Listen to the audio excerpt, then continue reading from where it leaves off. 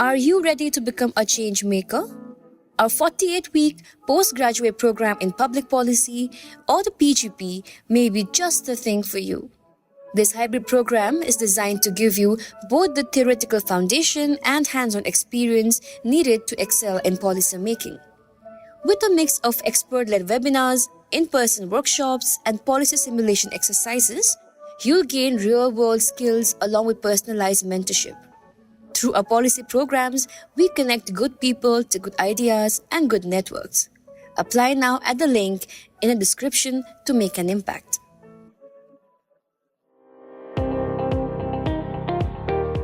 Welcome to All Things Policy, a daily podcast by the Takshashila Institution. We are a bunch of policy nerds based in Bengaluru, and we like bringing fresh perspectives to Indian affairs and Indian perspectives to global affairs. So grab a cup of coffee, sit back, and join us for today's chat. Hi, everybody, and welcome to a new episode of All Things Policy. My name is Kripa Koshy, and I'm a program manager with Takshashila.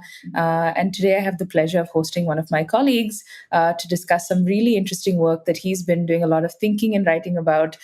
So first, I'm going to introduce our guest for today. Welcome, Sarthak. Hi, Kripa. I'm not a guest. No. We are counting you as a guest for sure. I'm going to pick your brain in the capacity of a guest. So you are officially a guest. For those who might not know Sarthak's background, I'm going to just take a moment to do a formal introduction. Look, Sarthak, I'm being so nice to you as a host. Formal introduction for you. It feels awkward. It feels awkward. It feels a little bit forced. No, I'm going to read a small intro for you anyway. Sarthak is at Takshashila in his capacity as an assistant professor. He teaches economic reasoning. He researches public finance. So it'll come as no surprise that today our discussion might touch on some of these topics, but we'll also, particularly, we're hoping to focus on India's industrial policies.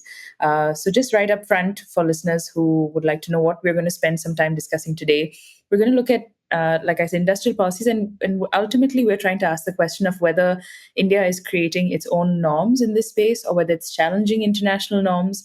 As many of you might know, one of the key objectives of any economy's industrial policy is to try and boost domestic manufacturing. But in some research that, Sarthak is also will be examining together today, we talk about how actually India's manufacturing sector might not be performing nearly as well in this regard. We know that in India, the share of GDP actually remains the same in 2024 as it was in 2014, which is at 17.3% approximately. We also will cover ground to show how India's industrial policies have actually taken on a fairly protectionist flavor. It tends to violate in WTO, so World Trade Organization norms, and it has resulted in a number of trade disputes. So Sarthak will be joining us today to talk about his recent article that he has written in the Council on Foreign Relations, where he says, ultimately, India isn't creating any new norms when it comes to industrial policies. And we're going to talk about a lot of his recommendations around this, particularly around market factor reforms that might be needed. But I'm not going to steal any of his thunder. He's the expert here. So I'm going to save some of the insight and analysis for Sarthak to share with us. So I'll just open with a very generic question here, Sarthak. Like I said, you're the expert on some of this in this conversation, but some of our listeners might not be too familiar with what we even mean by industrial policies in the Indian context. So as I understand, there are three main types, particularly production-linked incentives, tariffs, and then domestic content requirements, or DCRs. But maybe at a high level, if you could walk us through what are these three different incentives or different policies? Yeah, thanks, Kripa, for having me here.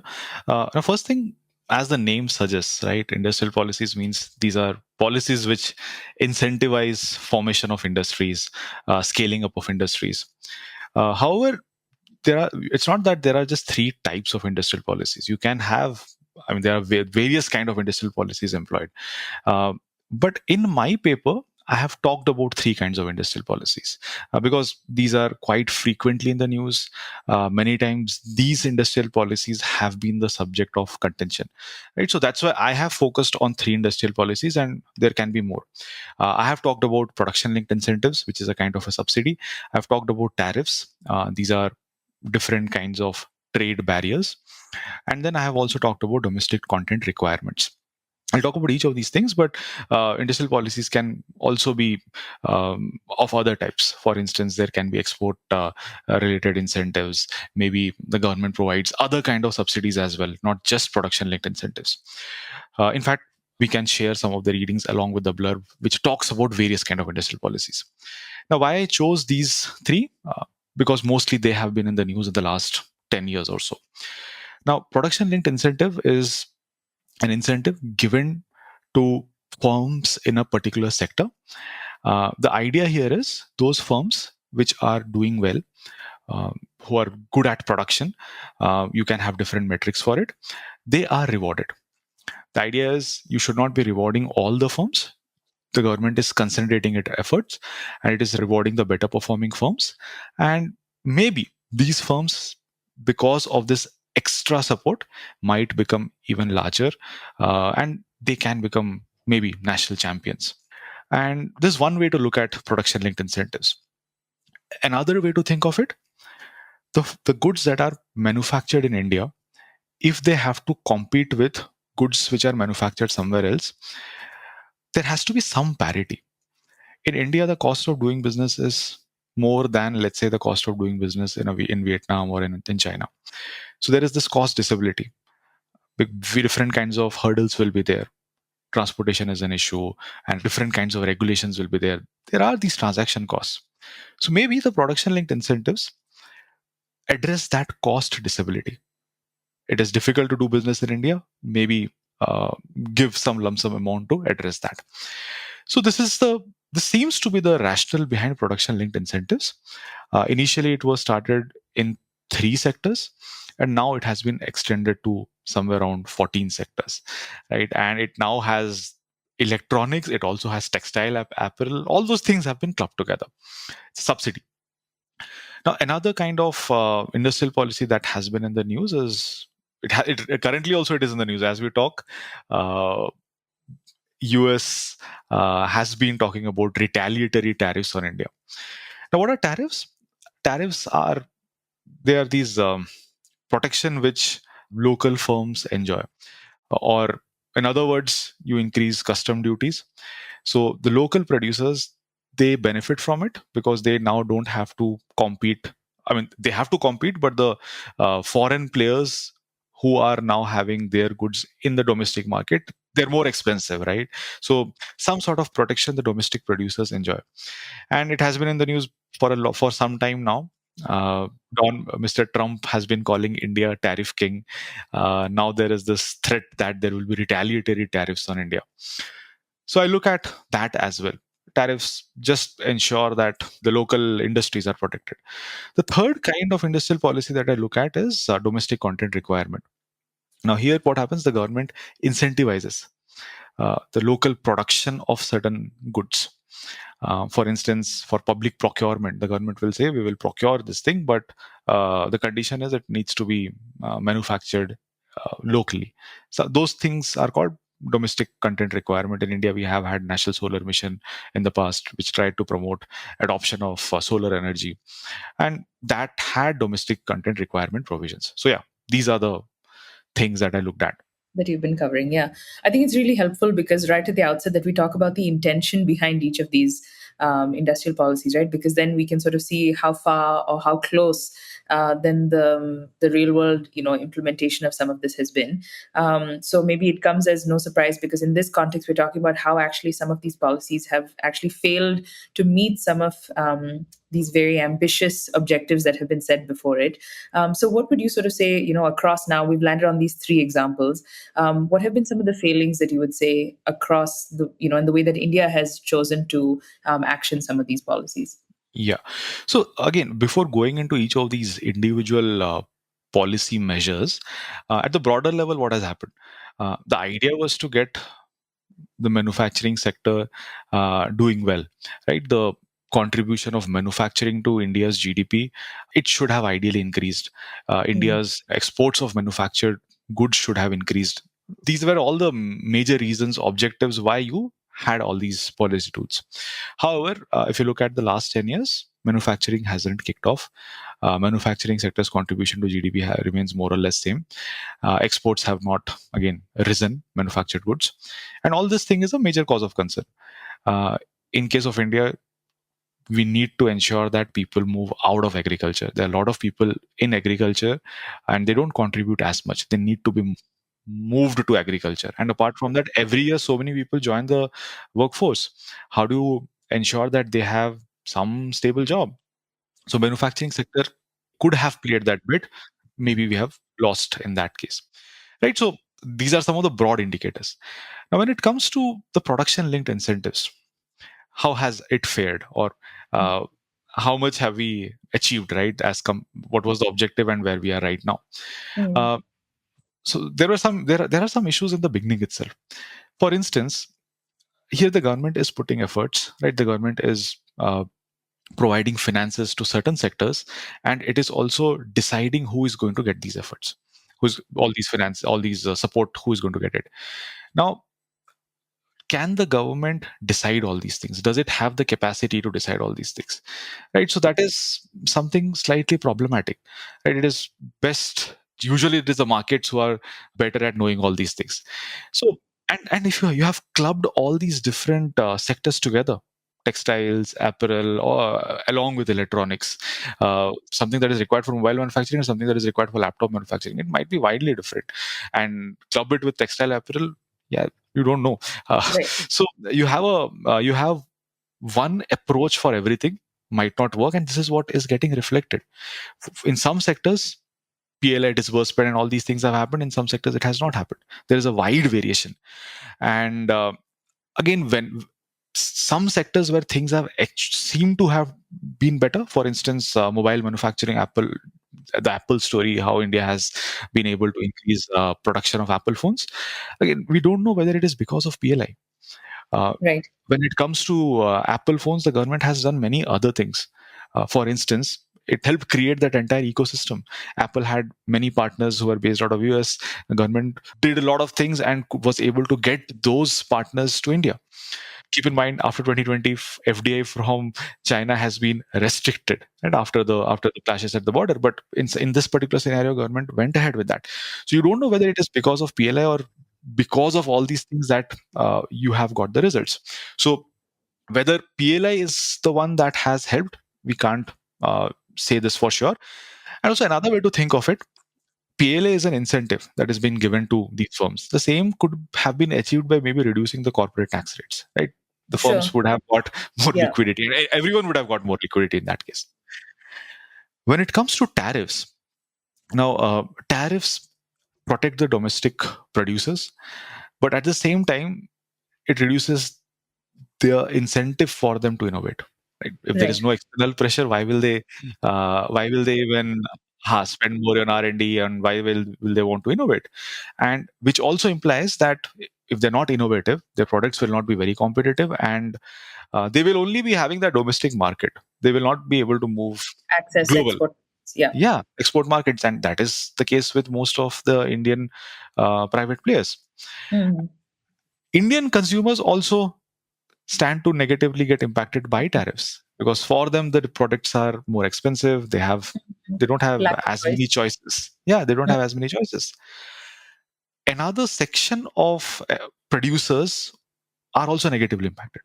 Those who import components from outside, assemble it, and then they sell it, right? For them, the components that they're importing, that is now increasing because of the tariffs.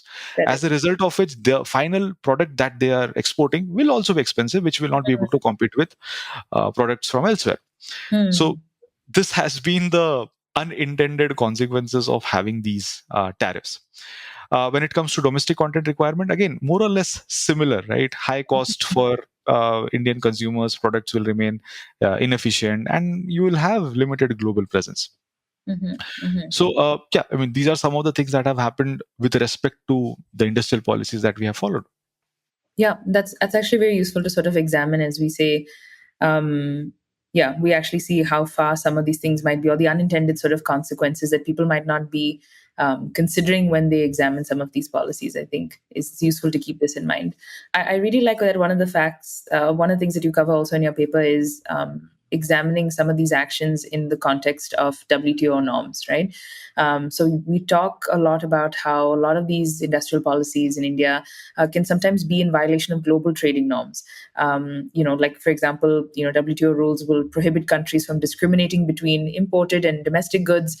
But notably, you pull out this example from 2014, where the US actually launched a trade dispute against India's Jawaharlal Nehru solar energy mission because they provided incentives to domestically produce solar cells and modules.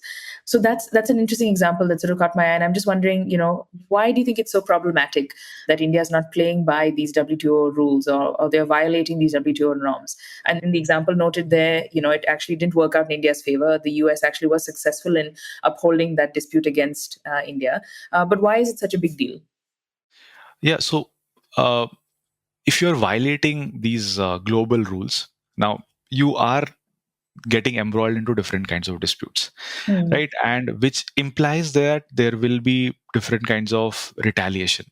And so this is one part, right? The legal aspect. There will be different kinds of retaliation. There will be different kinds of countermeasures.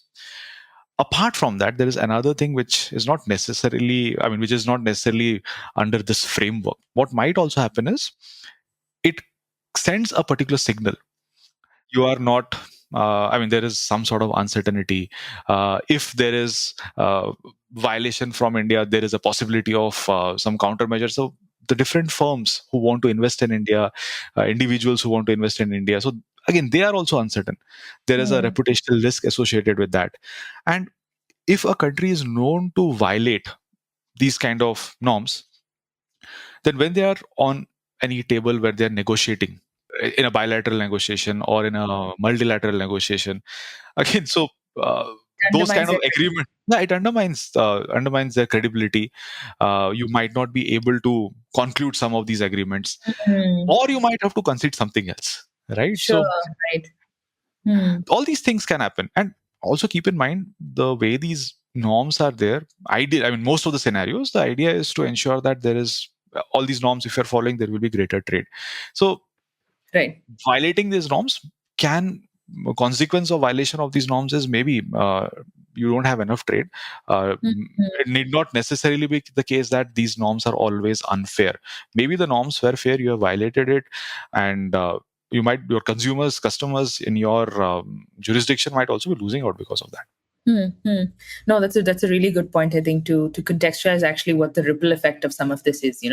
So I think maybe listeners might take away a bit of a bleak sense of that India is all alone in being slightly unruly on some of these things, and is sort of the the child in the playground who's not playing nice, and no one wants to necessarily go and play with them. But the truth actually is that India is not actually alone when it comes to some of these actions and behaviors. Even when speaking earlier about the general protectionist flavor that India's industrial policies have taken, it doesn't stand alone in that regard. It actually is reflecting, your paper argues that it reflects a bit of a global trend.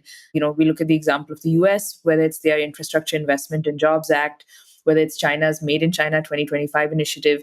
Usually you see that subsidies are this really common intervention that are used to protect domestic manufacturers, right? I quite like this study that you had cited from the Center for Economic Policy Research, where you said that when examining subsidy awards by China, EU, and the US, that a little over 11,000 subsidy changes and awards were provided between 2011 and 2019, and about 4,000, almost 4,000 between 2020 and 2021 alone.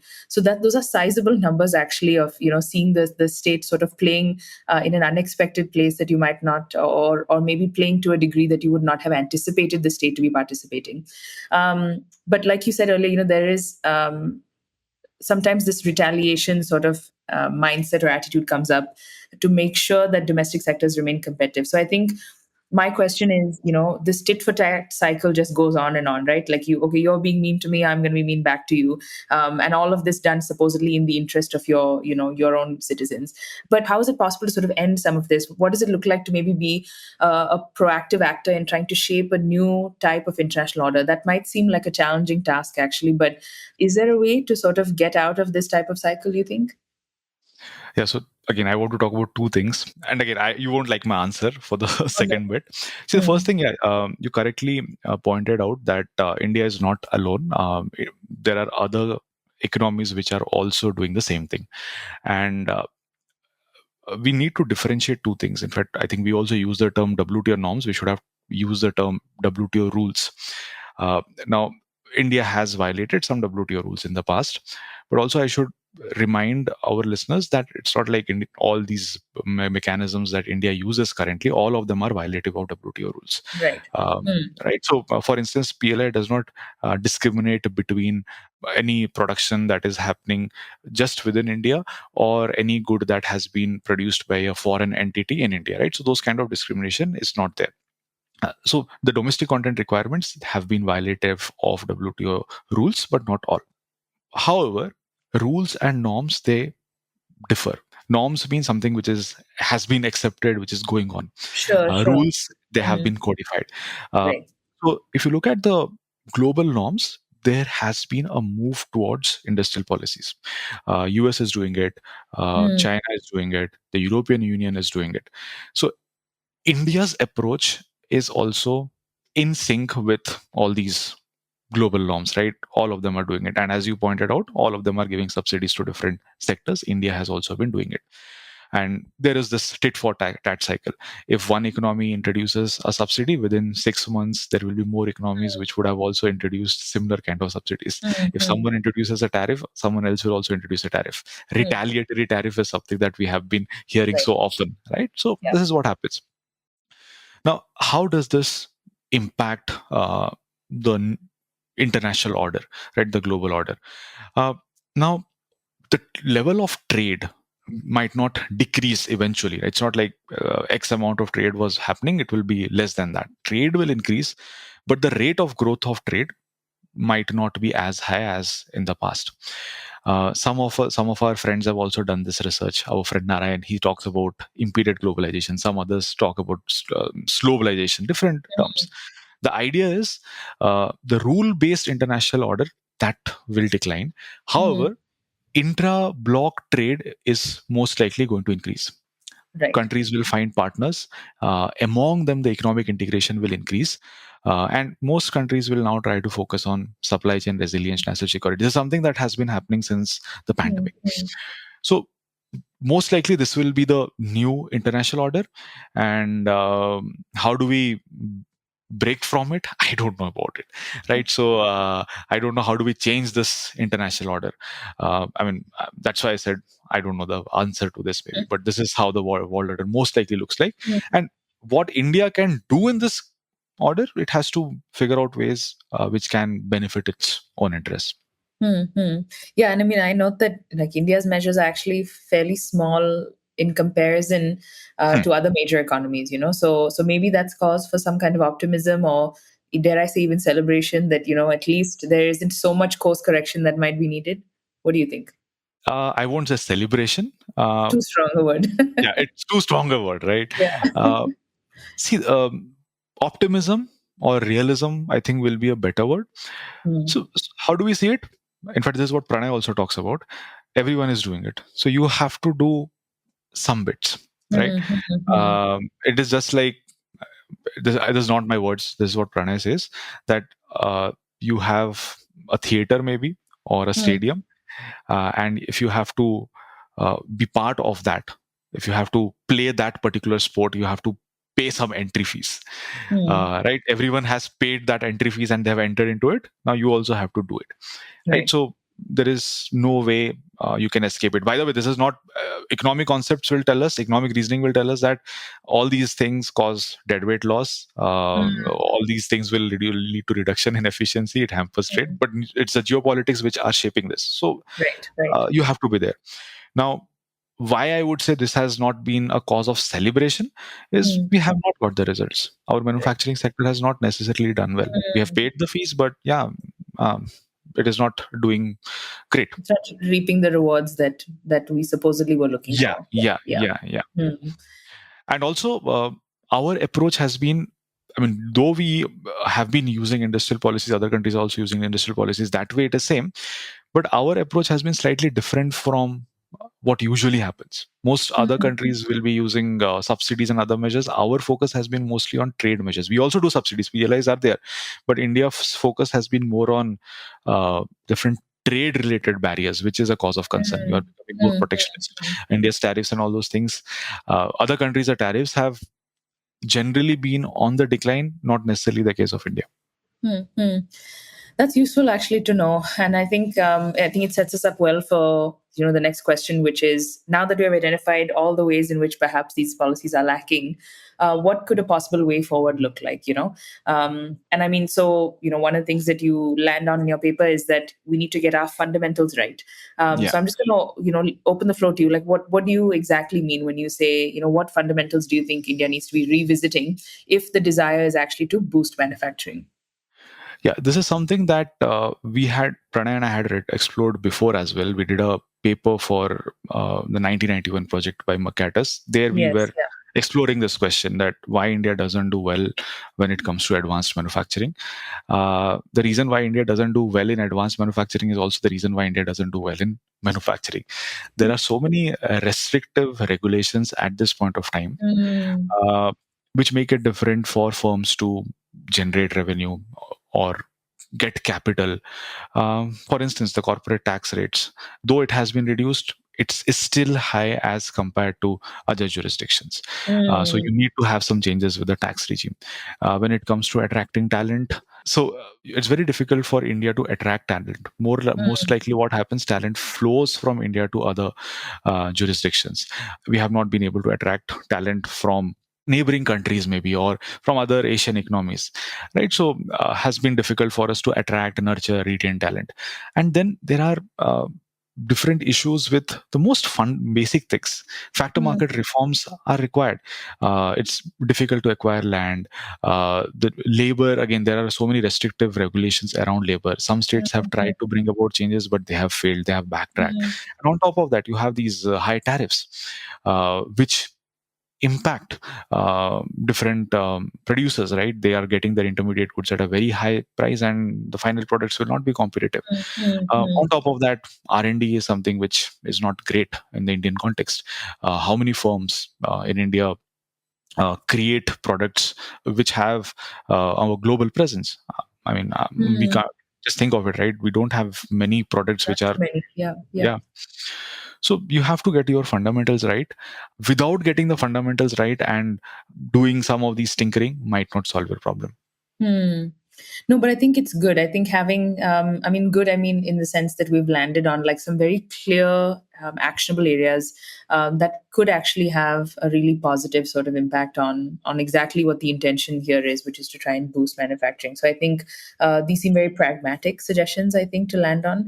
And there's opportunity to also benefit from the examples of others who may have tried something similar. Like this is, like evidence-based recommendations that we're making that should be of value, I think, to incorporate in how India thinks about its own industrial policy. So we've covered a fair bit of ground, and I'm happy that we've done that. We've done as comprehensive a view as is possible in the time that we've had together. For those who are curious and would like to read more, and I strongly encourage you to please do read more about this topic. It's something that's playing out in our everyday lives. We're seeing it in, news and in media so frequently, but I'd recommend that you head over to the Council on Foreign Relations and see the paper that Sarthak has written on this, where he goes into great detail and pulls a fair number of examples, I think, that really drive home some of the points that he's covered in this time together. So with that, I will conclude. I'll thank you, Sarthak, for joining me today. A real pleasure to have you. Thanks, Kripa, for having me here. Yeah, a treat. Thank you again. And happy reading to everybody. If you liked our show, dive into Takshashila's research on technology, strategy, and economic affairs. Check us out at our Twitter handle @TakshashilaINST or our website takshashila.org.in.